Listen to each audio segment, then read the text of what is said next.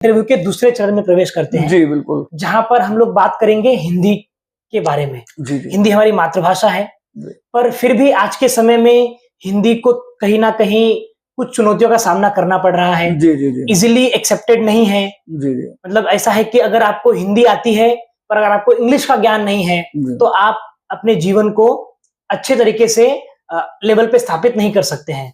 तो उसके बारे में आपका क्या मत है? देखिए, हिंदी एक भाषा के रूप में हमारे सामने आज विश्व में भी अपना परचम लहरा रही है, लहराती रही है। भारत में ही नहीं बल्कि विदेशों में, अनेक देशों में भारत से ही जा करके लोग हिंदी में अपना प्रचार प्रसार कर रहे हैं। हिंदी में कहानी, उपन्यास, कविताएं, आज तो यात्रा साहित्य और संस्मरणों का और आत्मकथाओं का बोलबाला है साहित्य में, तो इस पर वे अपनी प्रस्तुतियां दे रहे हैं। बहरहाल रही बात हिंदी भाषा की चुनौतियों को लेकर के, तो निश्चित रूप से अंग्रेजी के समक्ष थोड़ी सी चुनौतियां हमारे सामने रहती हैं। जी जी। लेकिन उन चुनौतियों को भी नजरअंदाज करते हुए हिंदी आज आगे निकल गई है। आज अंग्रेज लोग भी, विदेशी लोग भी भारत में आकर के हिंदी सीखने के लिए इतने लालायित रहते हैं कि इस पर भारतीयों को भी शर्मिंदा होना पड़ता है कि एक हम हैं जो अंग्रेजी का प्रचार प्रसार करने में लगे हैं और एक विदेशी हैं जो भारतीय सभ्यता और भारतीय संस्कृति को अपनाने पर जोर दे रहे हैं। मैं इसका आपको एक उदाहरण देता हूं। जेएनयू में मैंने एमए किया जी। हिंदी साहित्य में मेरा विषय मेरा हिंदी था और उसी विषय में लगभग 23 विद्यार्थी जो थे भारतीय थे और 4 विद्यार्थी विदेशी थे जो हिंदी साहित्य में एमए कर रहे थे। अच्छा। और आज वो चारों अपने अपने क्षेत्र में बहुत आगे निकल चुके हैं।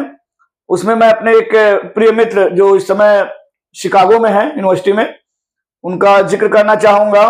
उनका नाम टायलर विलियम्स है। वो इस समय प्रोफेसर हैं और उनकी हिंदी इतनी अच्छी थी कि उन्होंने जेएनयू में रहते हुए जो चुनाव होता है कैंपस में, जी जी, उस चुनाव में उन्होंने काउंसलर पद के लिए अपना पर्चा भरा था और बहुत बड़े मतों से उन्होंने जीत हासिल की थी। पूरे जेएनयू में ऐसा कोई नहीं था जो हिंदी साहित्य के टायलर विलियम्स को ना जानता रहा हो और उन्होंने इस तरह से चुनाव लड़ा और अपनी जीत को आगे बढ़ाया और उस कैंपस के लिए, जेएनयू के लिए और हिंदी साहित्य के लिए बड़ा असीम योगदान दिया। उसी तरह से दूसरे मित्र जापान से थे, योशियो तकाकुरा। अच्छा। वो इतनी अच्छी हिंदी बोलते थे कि हम लोग भी उस पर बहुत गर्व करते थे कि भाई इन्होंने इतना बढ़िया अपना बनाया है।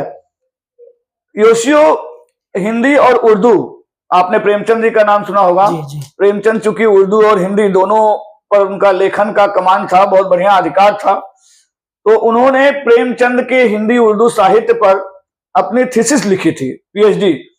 वो एक ऐसे शख्स थे योशियो जी जिन्होंने, हम लोग एक वॉल्यूम थीसिस की नहीं तैयार कर पाते हैं, उन्होंने अपनी पीएचडी की 4 थीसिस लिखी थी केवल हिंदी, उर्दू और प्रेमचंद के विवाद को लेकर के, और उसकी बड़ी सराहना हुई थी।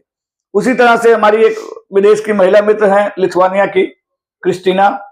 वो यहाँ रह करके उन्होंने हिंदी से एमए किया और उसके बाद यहीं से उन्होंने शोभना नारायण के अंडर में कथक का बहुत बढ़िया नृत्य का उन्होंने वहां से शिक्षा ली और इतनी अच्छी शिक्षा ली कि आज वे विदेशों में कथक का प्रचार प्रसार कर रही हैं और अपने ही राज्य में, लिथुआनिया में ही, वे हिंदी की अध्यापिका के रूप में ही जानी जाती हैं। तो हम यही कहना चाहेंगे, जब विदेशों के लोग हिंदी के प्रति इतने लालायित हैं, बिल्कुल, तो भारत के लोगों को तो ये बिल्कुल करना चाहिए। हमारा जो आज का समय है वो डिजिटल युग का समय है। इस डिजिटल युग में आपके पास तमाम सोर्सेज हैं, तमाम साधन मौजूद हैं। आप सोशल मीडिया के माध्यम से, ब्लॉग्स के माध्यम से या और भी अन्य स्रोत हैं। अब तो आजकल व्हाट्सएप पर भी, फेसबुक पर भी हिंदी में बातचीत, इतनी ज्यादा वार्ता, अगर आप फेसबुक पर जुड़े होंगे तो बिल्कुल देखते होंगे कि लोग हिंदी में कितनी चर्चाएं करते हैं। और हिंदी को बढ़ावा देने के लिए हमें भी इस फील्ड में उतरना होगा और इसके लिए चुनौतियां जो भी आएंगी उसे स्वीकार करना होगा। इन सबको देखते हुए भी महात्मा गांधी, देखिए एक उदाहरण ये भी है, जो कि गुजराती भाषी थे, लेकिन उन्होंने हिंदी को ही बढ़ावा देने के लिए, हिंदी को राजकाज की भाषा, राजभाषा बनाने के लिए उन्होंने अथक प्रयास किया। और इसमें उन्होंने सन 1949 में जब संविधान में ये राजभाषा का दर्जा दिया गया, तो इसमें महात्मा गांधी का बड़ा महत्वपूर्ण योगदान था।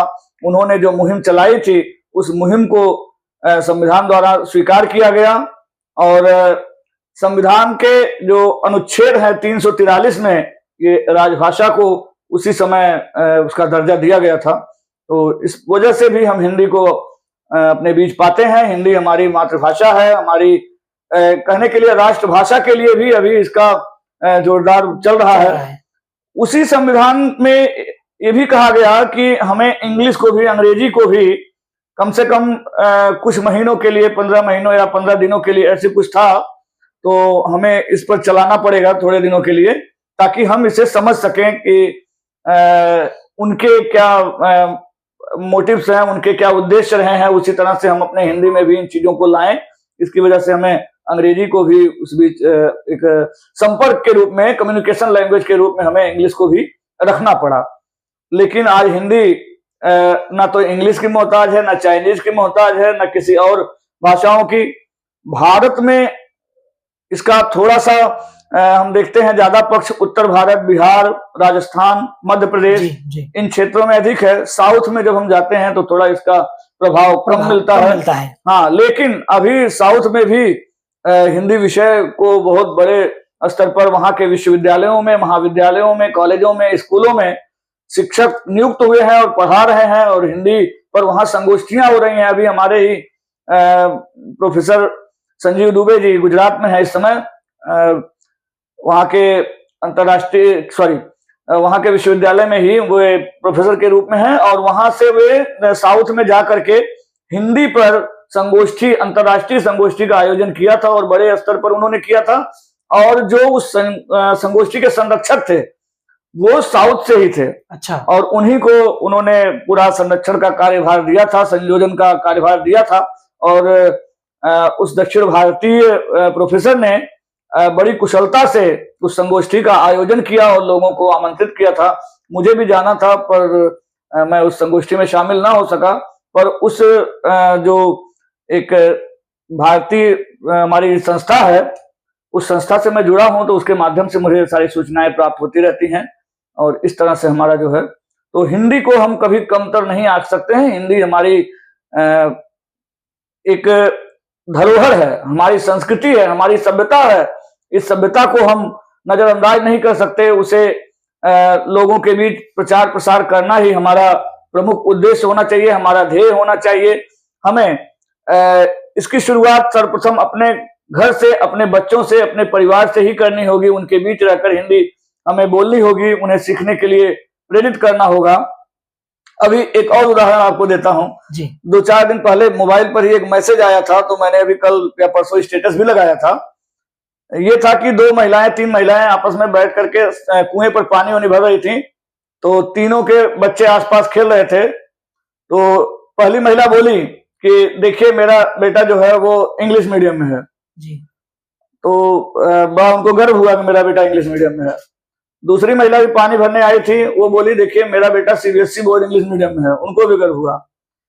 तीसरी महिला जो थी, उनका बेटा भी आया और अपनी माँ से, जो पानी की मटकी थी, गगरी थी, अपनी माँ से गगरी लिया, अपने सर पर रखा।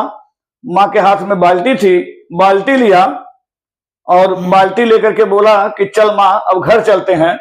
और जाते जाते वो महिला उन दोनों महिलाओं को संदेश दे गई कि देखिए मेरा बेटा सरकारी स्कूल में पढ़ता है।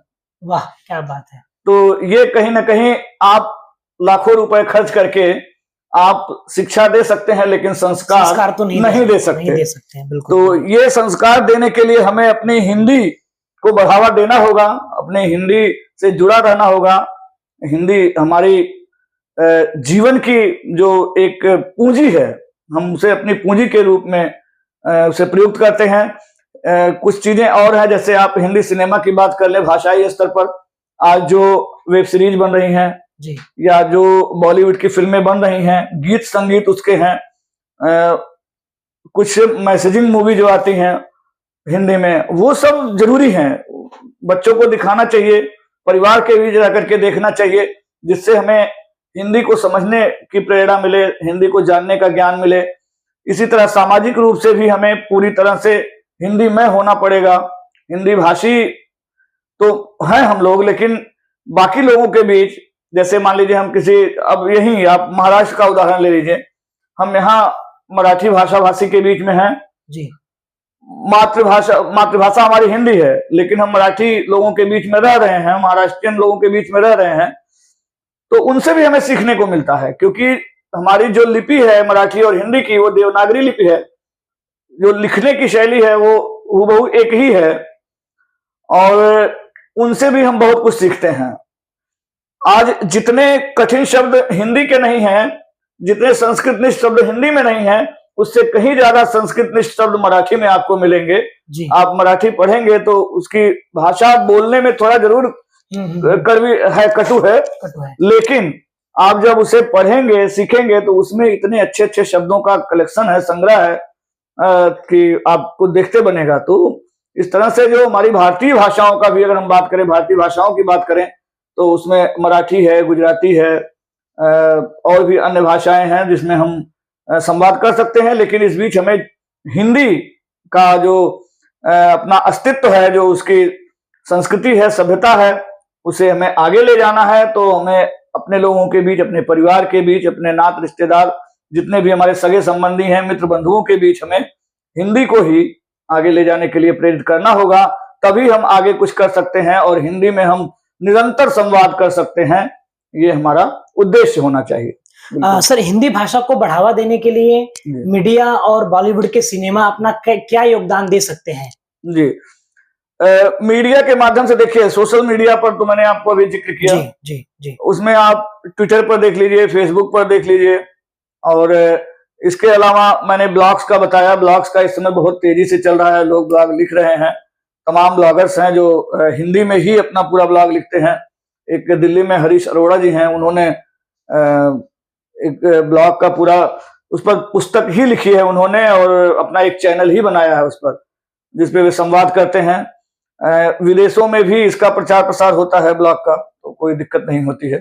तो इससे भी हम कर सकते हैं, कोई दिक्कत नहीं। और हिंदी सिनेमा तो पहले से ही इस फील्ड में काफी आगे रहा है। भारतीय सिनेमा जो हमारा है हिंदी का, बॉलीवुड के माध्यम से फिल्मों को दिखाना, उससे एक मैसेज जाता है। हिंदी में हम संवाद करते हैं। आप अमिताभ बच्चन को देखिए, कभी भी आप जो है और किसी भाषा का प्रयोग जल्दी वो करते ही नहीं है, क्योंकि वे एक साहित्यकार के पुत्र भी हैं, तो उसका भी उन्हें बहुत अच्छा उनके सानिध्य मिला है बच्चन जी का। जी, जी। तो उनका प्रभाव उन पे देखा जा सकता है। आज तो अमिताभ बच्चन की आवाज हर गली मोहल्ले, हर दुकान पे बिल्कुल गूंजती रहती है। बिल्कुल, जीपे, जी जी जी जी, देवी और सज्जनों, बिल्कुल बिल्कुल। उन्होंने हिंदी में ही अपने सारे जो भी वक्तव्य होते हैं वे हिंदी में। महाराष्ट्र जैसे जहाँ पे मराठी का एक अच्छा वर्चस्व है, बिल्कुल वहां पर उन्होंने हिंदी को एक अच्छे मुकाम पर पहुंचाया है। बिल्कुल, निश्चित रूप से। सर, हिंदी भाषा को बढ़ावा देने के लिए, उसको संरक्षित करने के लिए, नए युवाओं के बीच में हिंदी को पहुंचाने के लिए जो एजुकेशनल इंस्टीट्यूट्स हैं, उनका क्या योगदान हो सकता है, और क्या वो जो एजुकेशनल इंस्टीट्यूट हैं वो ये काम बखूबी कर पा रहे हैं? बिल्कुल कर पा रहे हैं। देखिए, हमारी सरकार भी ये चाहती है कि हम, जो हमारी नई शिक्षा नीति आई, राष्ट्रीय शिक्षा नीति NEP जी, उसके तहत उन्होंने ऐसे कोर्सेज शुरू कर दिए हैं। आज मैं आपको बताऊं, अभी तक तो हम लोग सिर्फ आर्ट्स में हिंदी पढ़ाते थे जी। आज स्थिति ये है कि हमें साइंस में भी हिंदी पढ़ाना है, कॉमर्स में भी हिंदी पढ़ाना है, BMM जो कि सेल्फ फाइनेंस का कोर्स है, BMM, BMS, BAF, जितने सारे कोर्सेज हैं, यहाँ तक IT में भी हमें हिंदी की शिक्षा देनी है। हिंदी भाषा का जो कोर्स है, वहां का पाठ्यक्रम, वे उसे हमें पढ़ाना है वहां पर, और हम पढ़ा भी रहे हैं। तो एक माध्यम शिक्षण संस्थानों का ये रहता है कि हम कोई फील्ड वर्क दे दें बच्चों को, वे जा करके वहां से डाटा कलेक्ट करके ले आए, हिंदी का क्या स्थिति है हिंदी की वहां पर। जैसे कहीं जाते हैं आप हिंदी भाषी क्षेत्र में, आप बनारस भेज दीजिए, मथुरा भेज दीजिए, अयोध्या भेज दीजिए, या दिल्ली वगैरह भेज दीजिए, तो वहां से वे कुछ चीजें, कुछ कलेक्शन करके ले आएंगे, जिसके माध्यम से वे हिंदी का ज्ञान हासिल कर सकते हैं। साथ ही जो हमारा डिजिटल प्लेटफॉर्म है उस पर भी हिंदी में बहुत कुछ सीखने के लिए आप आज यूनिकोड के माध्यम से आप चले जाइए, गूगल हिंदी है ट्रांसलेशन वाला, अनुवाद वाला जो हिस्सा है, आप वहां से सारी चीजें उठा करके सीख सकते हैं। और हम बच्चों को प्रोजेक्ट देते हैं, प्रकल्प देते हैं, प्रकल्पों के माध्यम से भी वे चाहे बच्चे तो गूगल से भी, यूट्यूब से भी, फेसबुक से भी प्रकल्पों पर अपना सचित्र प्रकल्प तैयार कर सकते हैं। हम उनको प्रोजेक्ट देते हैं लिखने के लिए, असाइनमेंट देते हैं, और उस असाइनमेंट पर जो उनकी प्रतिक्रिया होती है वो डिजिटल माध्यमों से ही स्पष्ट पता चलता है कि उन्होंने उसका प्रयोग किया है, और वे उसके संदर्भ भी हमारे सामने रखते हैं जी जी कि मैंने यहाँ से ये मैटर कलेक्ट किया है या ऐसी ऐसी ये चीजें हैं, तो उस पर भी वो बात करते हैं। सर, अपने जो हमारे देश के प्रधानमंत्री जी हैं जी, वो स्वयं भी बहुत अच्छी हिंदी बोलते हैं। बिल्कुल बिल्कुल। और अभी तो ऐसा हो गया है कि जो पूरी हिंदी है वो विश्व के अनेक देशों में जब प्रधानमंत्री जी जाते हैं हमारे, जी जी जी, तो अपना संवाद हिंदी में ही स्थापित करते हैं। जी जी जी। और जो देश का भी हमारा संकल्प है कि भारत को विकसित बनाना है जी 2047 तक, बिल्कुल, जब हमारे आजादी के 100 वर्ष पूरे होंगे जी। तो आने वाले 25 सालों में हिंदी का भविष्य आप क्या देखते हैं? देखिए, आज ये मोदी जी की परंपरा नहीं, इससे पहले अटल बिहारी वाजपेयी जी के जमाने से ही हिंदी का बहुत बड़ा बोलबाला रहा है। उन्होंने शायद ही कोई संवाद रहा हो या कोई अपने स्पीच उन्होंने भाषण दिए हो वो अंग्रेजी में दिए हो, कभी मैंने सुना ही नहीं। बिल्कुल। इसके अलावा वे एक बहुत अच्छे साहित्यकार भी थे, उन्होंने बहुत सारी कविताएं लिखी हैं, और उनकी कविताओं का जिक्र मैंने एक दो अपने सेमिनार पेपरों में भी, और उन पर एक दो मेरे आलेख भी प्रकाशित हुए हैं उनके काव्य संग्रहों पर। तो वहीं से वो परंपरा उन्होंने शुरू कर दी थी कि हमें भारत में जो अगर कुछ हिंदी को लेकर के आगे बढ़ना है तो हमें अपने भाषणों को, अपने वक्तव्यों को, अपने व्याख्यानों को हमें हिंदी में ही प्रसारित कराना होगा। आप मोदी जी को आज देखिए, वे विदेशों में जाते हैं तो किसी से हाथ ना मिलाते हुए नमस्कार करते हैं, हाथ जोड़ करके वे अपना अभिवादन करते हैं लोगों के बीच। तो ये भी हमारी भारतीय संस्कृति की एक परंपरा है। और आने वाले समय में निश्चित रूप से हिंदी बहुत बड़ा अपना योगदान, महत्वपूर्ण योगदान देगी। जिस हिसाब से आज 70 करोड़ लोगों के बीच बोली जा रही हिंदी आगे अरबों खरबों तक पहुंचे, ये हमारी शुभकामनाएं हैं। और इसे पहुंचाने में कोई और नहीं, हमें और आप होंगे, हमारा परिवार होगा, हमारा ही समाज होगा। बिल्कुल। और हमारे बच्चे, हमारे जो जिनके बीच हम शिक्षण या शिक्षा दे रहे हैं, वे ही इसे आगे ले जाने में प्रभावी होंगे। और मैं उन्हें शुभकामनाएं देता हूं। और विदेशों में आज मेरे कई मित्र हैं जो यहीं से गए हैं, वो हिंदी पढ़ा रहे हैं। इस समय डेनमार्क में मेरा सबसे जेएनयू का मेरा प्रिय मित्र डॉक्टर विवेक कुमार शुक्ल, वो इस समय डेनमार्क में हिंदी पढ़ा रहा है। और कोलंबिया विश्वविद्यालय में डॉक्टर दलपत सिंह राजपुरोहित राजस्थान के हैं, वे भी जेएनयू में हमारे क्लासमेट थे। ये दोनों क्लासमेट अपने अपने संस्थानों में हिंदी का परचम इतना बढ़िया लहरा रहे हैं, हिंदी की इतनी अच्छी शिक्षा दे रहे हैं कि वहां के बच्चे भारत आकर के और कुछ सीखना चाहते हैं। उन्हें लग रहा है कि हाँ, एक दो टीचर से, शिक्षक से हमारा काम नहीं चलेगा, मुझे और भी शिक्षक की आवश्यकता पड़ेगी, तो मुझे उसके लिए भारत आना पड़ेगा। तो वो लोग वहां से प्रेरित करते हुए उन्हें भेजते हैं। तो इस तरह से भविष्य में जो बड़ी संभावनाएं हैं वे उज्जवल हैं। हिंदी का भविष्य उज्जवल है। हिंदी हमारी एक जननी है। हम उसे विदेशों में, देशों में, अपने यहाँ गांव में, घर में, स्कूल में, कॉलेज में, विश्वविद्यालय में, महाविद्यालय में, सब जगह एक संस्थान में ही नहीं, बाकी परिवार में भी, समाज में भी उसे प्रचारित प्रसारित करते रहेंगे, करेंगे। और आने वाला समय हिंदी का होगा, ये हमारी उम्मीद है, ये हम आशा करते हैं और आगे प्रेरित करते हैं। देश विदेश में जितने भी हिंदी भाषी लोग हैं जी, उनके लिए आपका क्या मैसेज रहेगा, क्या संदेश रहेगा? हिंदी सबसे पहले बोलने के लिए, आज हम साहित्यकारों की बात करते हैं, हमारे जितने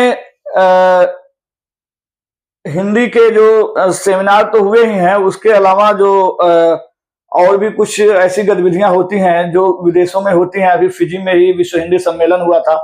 अक्सर ये मॉरिशस वगैरह में या और कहीं होता रहता है। तो उस स्तर पर मेरा ये संदेश है कि जो यहाँ से जा रहे हैं वे अपनी हिंदी की अस्मिता, हिंदी के अस्तित्व को भूले नहीं, उसे अपनाएं। आज जैसे भारत में रहकर प्रेमचंद, भारतेंद्र हरिश्चंद्र, निराला, जयशंकर प्रसाद, बिल्कुल, और बंगाल से रविन्द्रनाथ ठाकुर, शरद चंद्र जी, बाकी भी अन्य साहित्यकार यहाँ प्रचार प्रसार किए हैं। और आज जो नए रचनाकार हैं वे लिख पढ़ रहे हैं। उसी तरह से विदेशों में वर्तमान में ही पुष्पिता अवस्थी, अर्चना पेन्यूली जी, अब तो एक मॉरिशस में थे अभिमन्यु अनंत जी, बहुत बड़े साहित्यकार थे। उन्होंने एक उपन्यास लिखा था लाल पसीना, जो बहुत प्रसारित हुआ था। अब वे हमारे बीच नहीं है, लेकिन उनकी रचनाएं आज वहां अपनी अमिट छाप छोड़ी हुई हैं। लंदन में रह करके इस समय एक तेजेंद्र शर्मा जी हैं, वे हिंदी को बढ़ावा देने में बड़ी सक्रियता से अपनी भूमिका निभा रहे हैं, अपना योगदान दे रहे हैं। तो मैं यही संदेश देना चाहता हूं कि इस धरोहर को, अपने इस हिंदी के परंपराओं को वे जीवित रखें, उसे मिटने ना दें, उसका अस्तित्व जो है, उसकी अस्मिता को आगे बढ़ाएं। संघर्षों के बीच ही कोई प्राणी सफलता हासिल करता है। उसी तरह से हम हिंदी के लिए भी जब तक लड़ेंगे नहीं, जब तक जूझेंगे नहीं, जब तक संघर्ष नहीं करेंगे, तब तक कैसे आगे बढ़ेंगे। तो हमारा ये संदेश है कि हिंदी के लिए कुछ करते रहिए। हिंदी है हम वतन है हिंदुस्तान हमारा, हिंदी है हम वतन है हिंदुस्तान हमारा, सारे जहां से अच्छा हिंदुस्तान हमारा। इन पंक्तियों के साथ मैं संदेश दूंगा कि जो भारत के प्रवासी भारतीय जिन्हें जाना जाता है, वे अपनी रचनाएं, कुछ ऐसे रचनाकार हैं जो भारत की गलत छवि भी दिखाते हैं। उनसे मेरा विशेष अनुरोध है कि अपनी ही संस्कृति, अपनी ही सभ्यता का वहां इस तरह का दुष्प्रचार हनन ना करें और मूल्य ना करें, दुष्प्रचार ना करें, दुर्भावना ना लाएं इस तरह का अपने मन में, बल्कि हिंदी को बढ़ावा देने के लिए अपनी रचनाओं में उस स्तर की भाषा का, उस स्तर के शब्दों का संग्रह करें। उनकी भाषा शैली, उनकी वाक्पटुता इतनी उच्च कोटि की हो कि वे विदेशों में भी लोग पढ़ें तो उन्हें भी आश्चर्य लगे कि ये हिंदी है। ये हिंदी है। जी बिल्कुल सर, हमने ऐसा सुना है कि आप बहुत अच्छा गाते भी हैं। तो अब हम लोग अपने इस पॉडकास्ट के एकदम अंतिम चरण में हैं। तो मैं चाहता हूं कि आपके एक संगीत के साथ अपने दर्शकों को छोड़े जाते हैं। जी धन्यवाद। गायन में मेरी निश्चित रूप से रुचि है, मैं गाता भी हूँ जी। और एक तो भारतेंद्र की पंक्तियां हैं जो निज भाषा उन्नति है सब उन्नति को मूल, बिन निज भाषा ज्ञान के मिटे नहीं को शूल। तो बिना भाषा के ज्ञान को आपके हृदय का जो है वो नहीं मिट सकता है। आप हिंदी भाषा के ज्ञान से ही बहुत कुछ प्राप्त कर सकते हैं, जीवन में आगे बढ़ सकते हैं। हिंदी पर मैं आपको एक हिंदी दिवस के विशेष उपलक्ष्य में एक गीत आपको सुनाता हूँ। जी सर, बिल्कुल। हिंदी को ठुकराने वालों क्यों इतना उन्माद है, नहीं हिंदी में क्यों रहते हो, क्यों छाया अवसाद है। भाषा सरल निराली हिंदी बोली है सम्मान की, हर भाषा भाषा है अपनी हिंदी हिंदुस्तान की, हर भाषा भाषा है अपनी हिंदी हिंदुस्तान की। आग्र देश में शासन अपना और विदेशी राज है, अंग्रेजों ने भारत छोड़ा और स्वदेशी राज।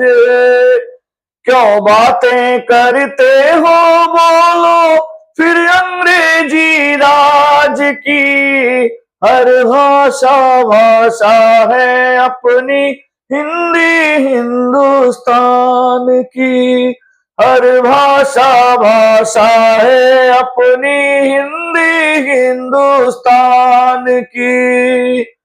गंगा यमुना सरस्वती की गोदों में पलने वालों, सिंधु और कावेरी कृष्णा घाटी में बसने वालों, गंगा यमुना सरस्वती की गोदों में पलने वालों, सिंधु और कावेरी कृष्णा घाटी में बसने वालों, आज तुम्हें सौगंध तुम्हारी आन बान और शान की, हर भाषा भाषा है अपनी हिंदी हिंदुस्तान की, हर भाषा भाषा है अपनी हिंदी हिंदुस्तान की।